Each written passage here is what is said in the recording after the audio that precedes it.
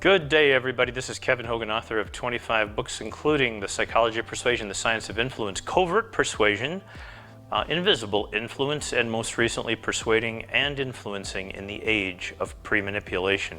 The book just released. It is the biggest book I have ever written, and it contains more valuable information about selling in the 2020s into the future than anything you will find anywhere on planet Earth. They will do anything for you. What does it take for people to do something for you or with you, or to be with you, or do something on your behalf? It takes specific things. Now, if you watch all of these videos on Kevin Hogan channel, you'll see that there's a whole bunch, and it looks like, well, there's lots of different ways to persuade. If you look carefully, there's lots of different ways to persuade, but there's very few ways to persuade in each individual context.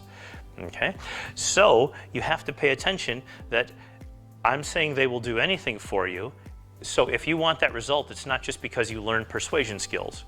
Okay, the result that you want is how you determine what tools you're going to use to acquire the outcome that you desire. Simple enough, right? Okay, but you can't just take any persuasion strategy and apply it to any situation. That doesn't work. It has to be to the situation. Strategy, tactic to the situation, okay? Approach to the situation. Rapport or not to the situation. Polarization to the situation. They will do anything for you. Men, let me give you an example here. Men take shortcuts in life. So if you present them with a set of instructions, here's how you set up the TV, honey. Okay, I'd love to tell you that he's going to read it and set it up correctly every time. That's not how real life works. This is literally a true neurobiological fact. Men do not read directions on average. Of course, some men do, okay? Some men ask for instructions, but men in general take shortcuts, both literally and figuratively. They will take the shortcut to get over there to the store or to get around traffic, regardless of what Google Maps says. All right, they will take the shortcut. They will take the shortcut to get the A in the class, to get the raise, to make the sale, whatever it is. The woman, meanwhile, women, it's well known in neurobiological research that women will absolutely follow the instructions, and they will accomplish their task to the same approximate degree that men do, and it takes them a little longer, it's a little more structured, and they accomplish the task. Pretty simple, right? But two different people. Anybody who tells you that men and women are the same, or that black people, white people, and Asians and Mexicans, or Spanish, Latino, Hispanic, whatever, all different. Everybody's different, really different. If you don't believe it, just look who uses this. Google who uses WhatsApp the most. Who uses WhatsApp the least? It's very telling. Okay, I guarantee you, you will be surprised, unless you fall into one of the categories, here or here. It took me a long time to learn how to use WhatsApp, but I have to do it because my friends are part of the demographics that use WhatsApp. So there, right? Okay, so now, the way that you get somebody to do anything for you is to understand their channel. Is it WhatsApp, or do you want to get Messenger, or Skype, or do you simply want to talk on the phone? Okay, or do you want to write me a letter? That's what I wish people would continue to do. Then I can open it when I want, okay? Otherwise, it sits in the email box and it eventually goes to the bottom and I don't even know that the person wrote. That's always a frustration. Not really. I'm happy with that too. So, shared experience. Shared experience is the easiest way to get somebody to do something with you. Great hypothesis, great idea that about 10 years ago started to get looked at pretty seriously. Like, wait a second, what's really working here? It's not persuasion. It's not like it's influence, right? Persuasion and influence, two different things, right? No, it's not the persuasion that gets people to do something for you. It's the influence. It's the context. And so when, in the way that professors all over the world came up with this in a period of 3-4 years, they all started to do these kind of experiments because they're so amazing. And essentially what happens is this. I'm just going to give you a couple of quick examples. Imagine that the professor's like, okay, now by the way, you are on a limited time frame here, so you have to do something that you'll be able to actually be able to measure pretty quickly so you know cause and effect are related. That's always tough with lab experiments and things that are going to happen then outside of the lab, which is like these experiments. For example, imagine that you know it's really tough to write an essay or a paper in university. It sucks, okay?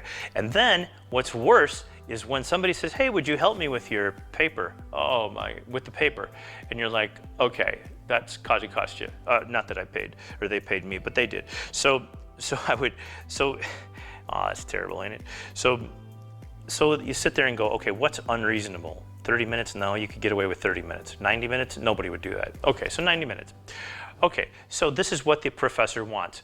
I want the student that's going to be the subject of this experiment to be able to write a paper for our confederate, the person who is working for me, the professor, and I want them to make it a 90-minute paper that they're going to write tonight. How am I going to assure that gets done? Okay, so you sit there and you think, experience. Where do you share experiences where you tell people everything? Right, the airplane, nowhere else in the world. Airplane, you're both flying to Paris, you're both flying over to, you're going to Hawaii, down to Australia, you're going to Poland, Spain, France, Germany, wherever you're heading to, Bulgaria, and you talk to people. I don't like to talk to people, but they like to talk to me, and I know all the stuff that these people tell me, and I know exactly what's going wrong in the world because people tell you, and you know too, because they tell you everything. These people really think that you want to know. It's the shared experience though, and so the professors, university, really sharp minds, neurobiological and neuroscience and psych, and social psych, especially social psych, were very interested in what would happen if you could give people shared experiences and then ask the other person to say, hey, would you be willing, at the end of it, would you be willing to write a 90-minute essay for me tonight at my dorm room and type it up and give it to me at the end of the period and then let me be able to take it? Okay, it seems impossible, but here's how it worked. You put two people into a room. Professor comes to the room. 90 seconds passes. Professor leaves. That's it. You're over. They walk out the door. The two people walk out the door. Say it's two girls. They walk out the door. Girl one says to girl two. Remember, one's a subject, one's a confederate. And the confederate says, boy, that was kind of interesting. But we got our 10th of a credit for the class, so there you go, that's good. Hey, by the way, would you be willing to, I need help on a project. I've got a paper that's due literally tomorrow, and I came down to do this today. But would you be willing to come back to my dorm room? I've got an essay that needs to be written to comment on something I did today. It's a pretty important paper I've written. And would you come up and help me? It's about 90 minutes to do it. Type it up, sign your name on it that you actually did it for me. And because it's really important that you show that you were there supporting the project and that you thought it was, you know, if you like it, that it was a good paper. 47% say yes. Half. They didn't do anything. They just sat next to each other, looked at the professor, and the professor leaves. And half of the people say yes to write a 90-minute paper that night. They could have had a date, they could have had something to do, they could have been sick, they could have been feeling terrible, but 47 out of 100 people said yes. Unless the professor's at the front of the room, there's your two girls, we'll use the same two girls this time, just imagine that. And then the professor is up there, and the girls are seated, professor comes in, the clock is ticking, 90 seconds. They don't know it's 90 seconds, but that's what it is. And the professor says, oh, you guys have the same birthday, cool. Well, that's very interesting. Anyway, okay, so here's what I need. He says, wait a minute. Oh, you know what? No, I gotta go. Listen, you guys go, I'm gonna give you your credit for showing up. Now the girls go out and have the exact same conversation, except for these are two different girls, right? Okay, and they have the same conversation, and now 6 out of 10 say that they will help the other person, the Confederate, with her paper tonight up in her dorm room, and 6 out of 10. Cool? Now the professor's going to change the experiment a little bit. Now the professor is going to have each of the girls, he hands them immediately in this next experiment, 2 different girls. We now have 6 total different girls, all right? And so now the professor hands them each what's called an adjective list. These are very commonly used in psychology, social psych, testing for experiments, because they're not real. So professor says, okay, you've got 60 seconds. Go ahead, and you've got 30 adjectives that describe you. Go ahead and circle those that describe you best. You can circle up to 20. Up to 20. Okay, so what happens is the professor then takes the ones, and now he's going to have this combination of Confederate and subject, 100 different subjects, okay? All right, Confederate stays the same, all of them. And if there are 3 things in common between the two, he tells them, he says, oh, you guys had 3 in common between the 2 of you. And then he tells the next group, he says, oh, you had 7 in common between the 2 of you. That's pretty cool. Next one, he says, oh, you had 14 in common between the 2 of you.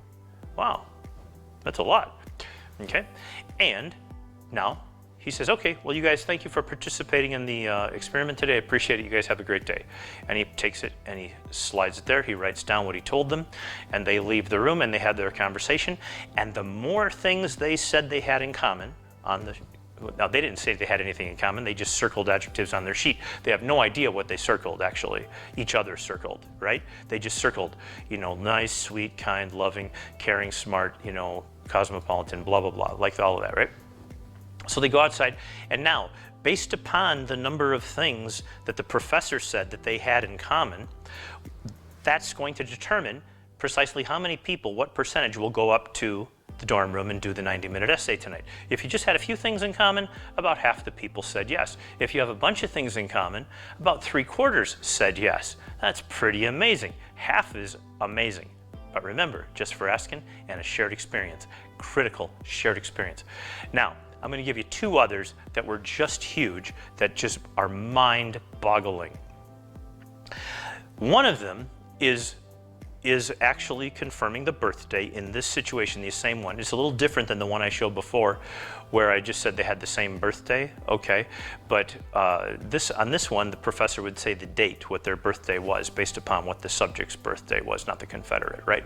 And that person then did a substantially larger number of yeses to going upstairs, and a zodiac sign, which is less likely to be unique than a birthday, got even more than 3/4 went up.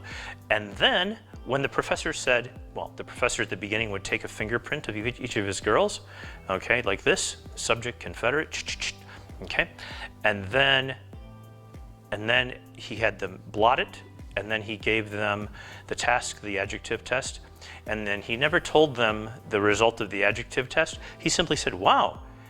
He says, let me look at this. He's looking at the blotted papers, right? He says, did you know you guys both have type X4 fingerprints? Like, nobody has those. You might have the same parentage, I don't know, but that is really bizarre and unusual.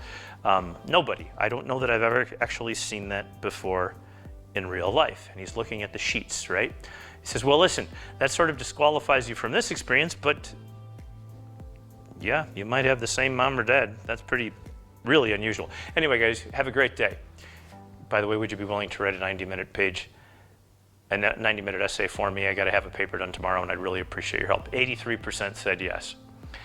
So you never have to overtly say to anyone, oh, I'm just like you. You're like me. Wow, we have so much in common. Right. No, that's crazy.